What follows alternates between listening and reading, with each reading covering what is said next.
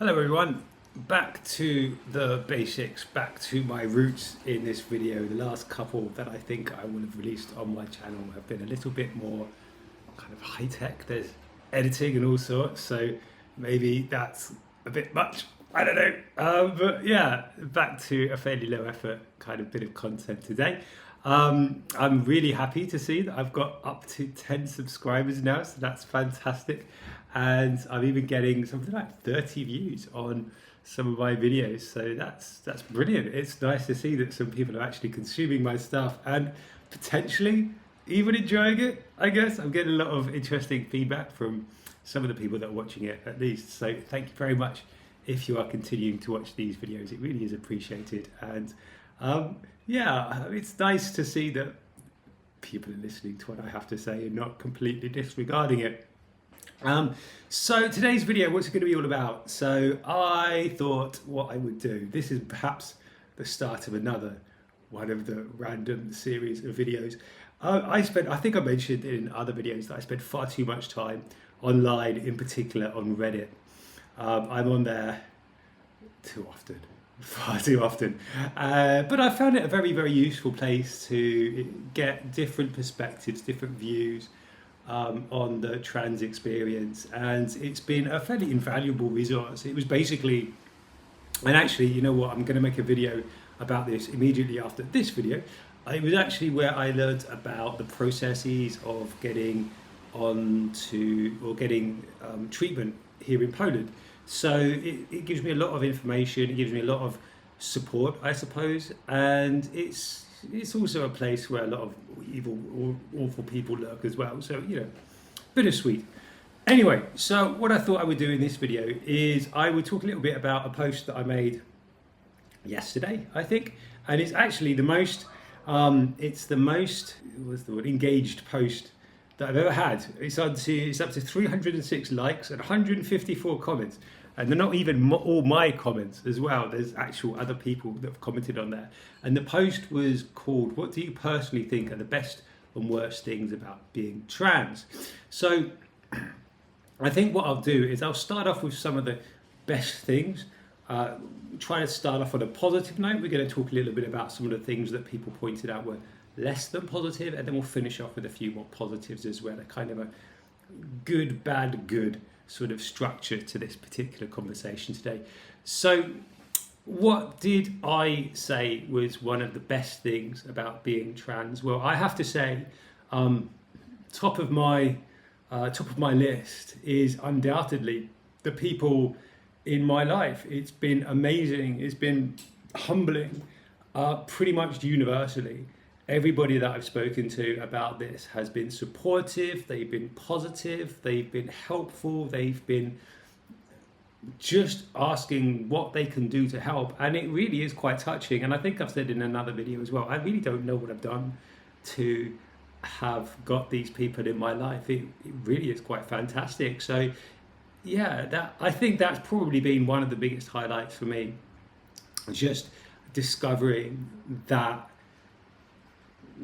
value I have in other people's lives. I suppose it's really quite touching, it's really quite sweet, and it really is really very nice. It's really quite good, and I think that seems to match a lot of the other people, my fellow Redditors' experiences as well. Quite a few people talked about the community, and I think they're probably talking more about the trans community, online community, real life community. And I mean, I don't really know. I haven't met that many trans people in real life. It'd be great to do so, but unfortunately, I just don't have access to them at this point.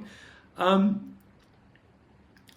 it's great to see that people are finding that kind of connection with others through their trans journeys, because moving on to some of the negatives, it does feel like that's not always possible for a lot of people. Some people talked quite openly about the pain that they face, where they've lost people in their lives, where they've had to just disconnect from family members, from friends, because they haven't been as supportive as they would have liked. So on the one hand, I can look at the people around me and I can think about how wonderful that is and how privileged and grateful I am. But it also is a fairly bittersweet feeling for me, because I can see the pain that a lot of my fellow trans and gay people have, because they don't have that kind of support in their lives, and that really is it's really sad. It's quite depressing, really. What are some of the other negatives that people mentioned? Well, one of the things that I find quite difficult is, and again, it's kind of a bittersweet, it's kind of a trade-off. So I can completely understand why this is, by the way. I'm just going to kind of do a little prelude here, because I think there's something about the trans experience that is really quite unusual, and it is quite difficult, I think, for a lot of people to grasp, which in a way is quite good, because I wouldn't want people to understand it, because that might mean they've had to go through the same sort of internal sort of trial that I have, that my fellow trans people have. So I don't really blame people for not understanding us entirely, but it is also quite tiring, because it does feel a lot of the time I kind of have to justify, or I have to explain things to people that feel almost self-evident to me. But I guess that's just the way that other people need to kind of come to understand us and me as a trans person. Like, for example, one of the things that somebody sort of mentioned or remarked on when I spoke to them was, oh, you know, what are you going to do about your voice? I might have mentioned this in another video, and I can see objectively that my voice is quite nice. I'm sure there are people that would like to have certain things about me. I'm quite tall, for example. I know loads of men would like to be as tall as I am, but I don't want to be this tall. I don't want to have this kind of voice. It's difficult, and I think people can look at certain aspects of me and think, well, why do you want to change those things? But it's just because that makes me feel quite manly, and I don't like that. I don't want that.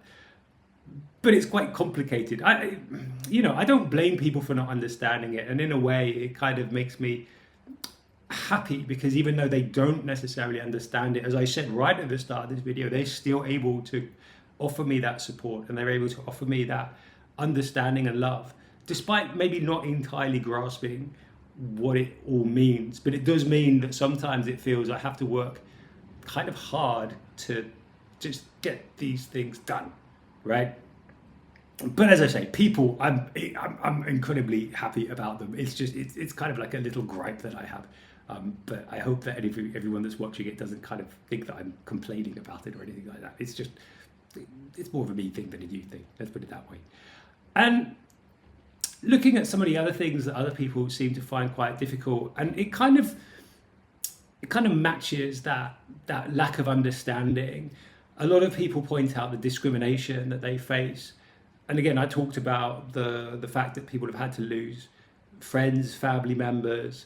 But of course, you know, when you're out there as a gay person, as a trans person, you're going to face discrimination. And maybe you've already seen my video about why and how, one of the potential models for what that mechanism is that allows for that. And I think a lot of that comes down to this lack of understanding. And with certain people, I think with certain people, they want to try to understand. And as I say, I'm quite fortunate, because the people in my life, they have that desire. They have that willingness to listen and to learn and to try to understand things from my perspective. But people need to want to have that. They need to be motivated to listen, to try to understand that experience. And if their first instinct is just put their fingers in their ears and go blah blah blah blah, no, it's very difficult to get through to them, and it's very difficult to get that kind of level of understanding. So it's not surprising that so many people are facing discrimination. Some of the other things that people mentioned that they really didn't like about being trans, people mentioned puberty, I guess the first puberty, and the way that that's had this kind of like awful effect on their bodies, and how I think because Reddit tends quite younger, people may be going through that at the moment, so they're experiencing the horror of seeing their body develop in ways that they really, really don't want. People talk about dysphoria, which is very much connected with that kind of hatred and disgust connected to their bodies. And again, that was quite a common response that I saw on my thread. And what actually the most upvoted comment on my thread was about money and the trans tax, and I can absolutely, I can actually, that resonates with me very much, because as I'm going to talk about in my next video about my hormonal part of the journey, I have gone down the private route, and that means having to pay money to get that treatment, to get that therapy, and it's not cheap. It's not prohibitively expensive for me. I'm very lucky in that sense, but maybe I'm going to have to edit this video after all. Oh dear. But where was I? Money, yes. But you know, trans people are often at much greater risk of unemployment or underemployment as well. So having to pay in order to become yourself without having the means or the financial means of accessing that, it really is a problem. But I don't want to finish on negatives, even though unfortunately quite a few people did say that there was nothing good about being trans. There was nothing good at all, and they couldn't find positives at all. And that again, that really touched me, because I thought that was really sad, because I think there really are some positives about this experience. And I think one of the things that quite a few people did touch on was this kind of ability to get a second perspective on life. I'm just going to get some water so that I don't choke to death here. And I can completely understand that. It's almost like you have this, some people talked about having a perspective in one gender, and then after transitioning you have kind of a perspective on the world in another. And I don't think I have that, not yet. Maybe I will in the future.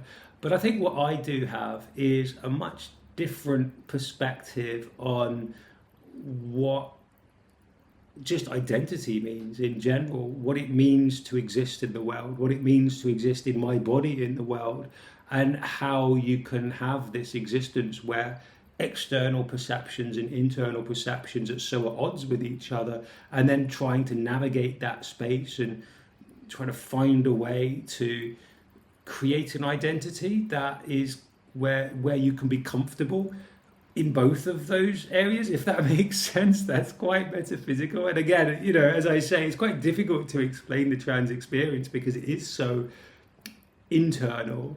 Everything becomes a kind of metaphor, and so I can completely understand why people struggle to understand it. But it occurred to me as I was reading this thread and reading these comments in particular, there's this idea that people who are able to use multiple languages, they tend to be more creative. They have certain kind of cognitive benefits of this polylingualism. And I was wondering, maybe I'm being a little bit fanciful. Maybe I'm looking at that all trans can be a superpower type thing. But maybe there is something to be said that because we have this very unique perspective, this insight into our own existence, and maybe we are a bit more creative because we have two different or multiple different ways of perceiving the world. I mean, I think it has given me a certain way of approaching the world and life in general. I do think that I'm quite creative. I certainly think that I'm very critical, let's say. I don't always agree with what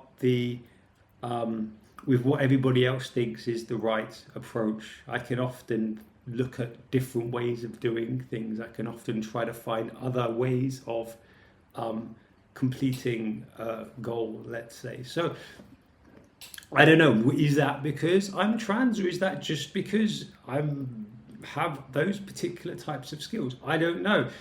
My transness and my identity are so interlinked and interconnected, it's impossible to pull one thing apart from the other. So I suppose I'd have to conclude in a way it is, but it's impossible to scientifically prove that one way or the other.